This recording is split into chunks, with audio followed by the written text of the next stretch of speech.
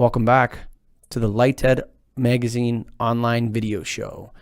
This episode of the podcast is brought to you by Keystone Technologies. Go to KEYSTONETECH.com. Greg, go to KeystoneTech.com. For what? What are we talking about? For all your lighting needs. Okay, they man.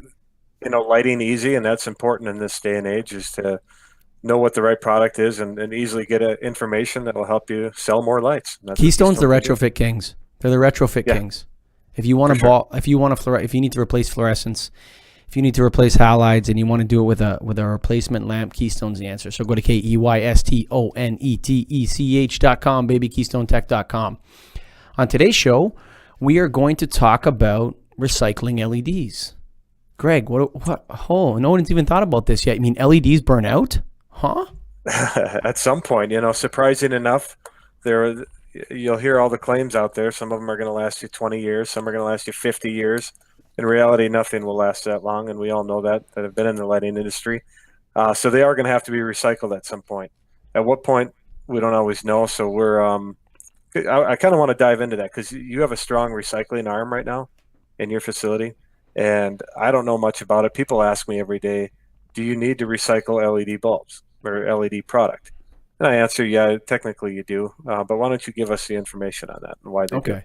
So most traditional energy efficient lighting products contain mercury.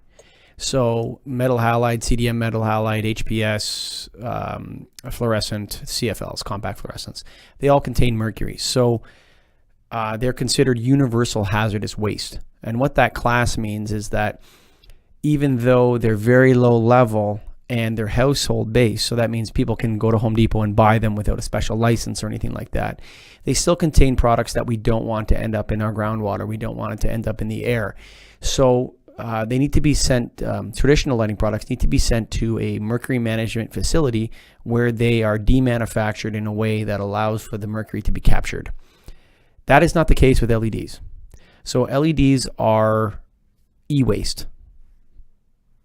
So LEDs are no different than your cell phone, than your TV, than a piece of electronics. So does electronics need to be recycled? Well, electronics is not universal hazardous waste, but it does contain leads. I don't know if it contains lead, but different types of solders in there that we probably don't want in the landfill and in leaching into water. But there is valuable recoverable material in LEDs. So LEDs are more like an electronics recycling than they would be like a traditional lamp recycling situation. So it's good to recycle LEDs. Jurisdiction by jurisdiction will have laws whether or not you're required to recycle them. Whereas I do believe every jurisdiction in the United States and Canada would make it regulatorily necessary to recycle traditional fluorescent and HID products. But with LEDs, there's probably some areas where you don't have to recycle them. They're non-toxic, but it certainly is environmentally the right thing to do, Greg. Yeah, no, and that's kind of what I've told people too. And I think in our area you're supposed to, but it's something that a lot of people say, well, yeah, we're going to get rid of the fluorescents so we don't have to recycle them down the road when we have to replace them. And they put in, LED tubes or something. But the reality is that they're going to have to. And do you think the cost of recycling an LED is going to stay in the same range as a fluorescent? Is it going to cost more? Is it going to cost less in the future? I think it'll cost significantly less. And the reason why is because there's actually value to the demanufacturing process. So you get metal, you get wires, you get little bits of different things that go into circuits that when you demanufacture them, that they can be repurposed and reused back into copper, back into aluminum, back into the various components. But I think it's important maybe to really talk about what the word recycling means, because when you say recycling, what people think is, hey, I just recycled the toilet, it became a new toilet. There's different kinds of recycling. And when you're talking about traditional lighting recycling, what you're talking about is mercury capture. Because the only thing that can be recycled from an old lamp, like an old fluorescent lamp, is the end caps. The glass is not reusable as glass. The phosphor powder is stored so that one day they can capture the rare earth elements out of it, and the mercury is stored. So when they say recycle, it's sort of a term that's used to mean we didn't throw it in the garbage, Greg. So when you're talking about recycling old traditional fluorescent technologies and recycling LEDs, you're talking about two different things. So when you're talking about recycling LEDs, I'm not sure if the plastics in LEDs are reusable. Metal is always reusable, so metal can always be melted down to its constituent element, whether that's steel or whatever, it can be reused. How much of LEDs is going to be worth recycling? I don't know. And, it sort of depends on the capabilities of each jurisdiction, what kind of facilities they have, where they're being sent, how much is recycled and how much is thrown out. So, for example, the majority of the glass that's recycled from fluorescent lamps is used to spray over top of landfills to prevent animals from going in the garbage and picking at it. And that's called recycling. So that's what it's used for? That's what it's Breaking used for. glass? Yeah. They break it all up and they spray it over landfills. And that's a recycling term called a beneficial reuse. So it doesn't just go to the landfill for the sake of going to landfill. It goes to the landfill at night to stop birds from picking at the garbage in the landfill. So there's different types of recycling. And so when people say, do I have to recycle something? Is something being recycled? It depends on what you mean by the word recycled. So there's beneficial reuse. There's, which is a term meaning that, well, it ended up in landfill, but it was used for something beneficial before it did, right? So for example, one of the things we recycle is toilets. So people say, well, what happens to the toilet? Well, the toilet is then crushed, and then a certain amount of the porcelain is mixed with concrete to make sidewalks.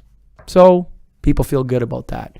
If you tell them that the glass from fluorescent lamps is sprayed over landfills at night to prevent birds from picking at it, some people think it's good. Some people think it's a scam. The whole point is that with old fluorescent technology that mercury is captured, that is the most important element of lamp recycling traditionally. Right now, LEDs, a lot of old LEDs have those really heavy aluminum reflectors. Mm-hmm. Those are worth a lot of money in scrap metal. But if you take them to a scrap metal yard, they get recycled. Well, what that means is they get crushed, the aluminum gets recycled, and the rest of the material probably goes in the garbage. So when you say recycling, it depends on what you mean and what you're after. And now, go ahead. Is it difficult to get all the material out of an LED? I read some stat that said 90% of fluorescent tubes and material is recovered today, and with a lot of LEDs, you can only get like 50% of the material.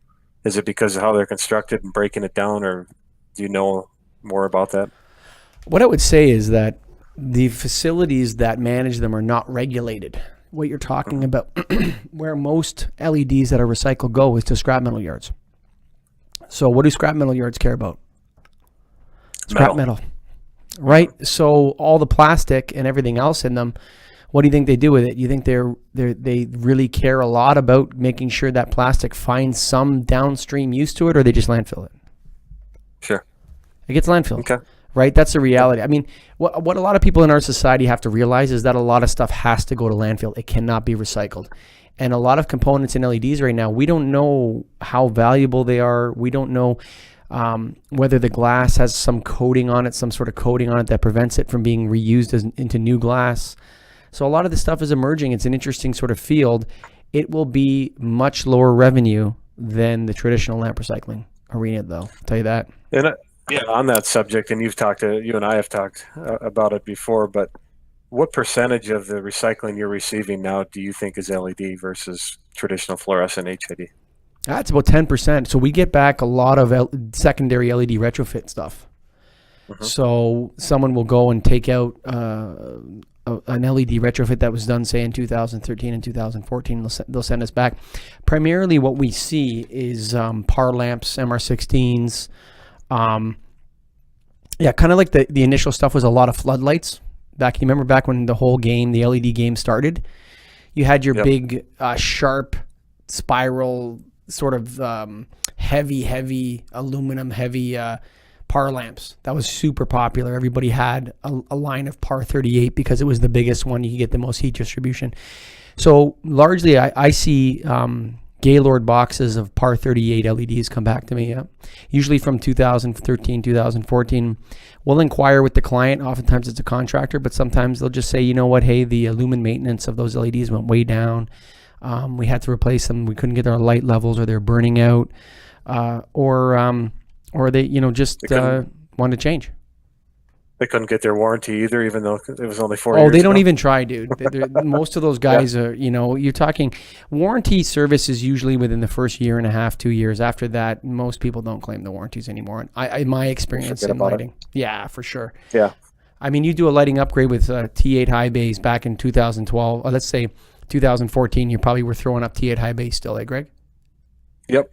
So then for sure. There's probably a lot of those guys that ballast out and all that sort of stuff, but they don't even call you and ask for it. So remember, 5-year warranty means 5 years, folks, customers that are listening. But yeah, most I think most people forget about the warranty after 1-2 years. That's what I would say. I think most people are banking on that too. Sure. And I think it's something that'll continue to be a topic is LEDs and recycling. Another stat said that within the next 10 years, it'll be 30 to 40% of the waste will be LED, of the lighting waste, that is.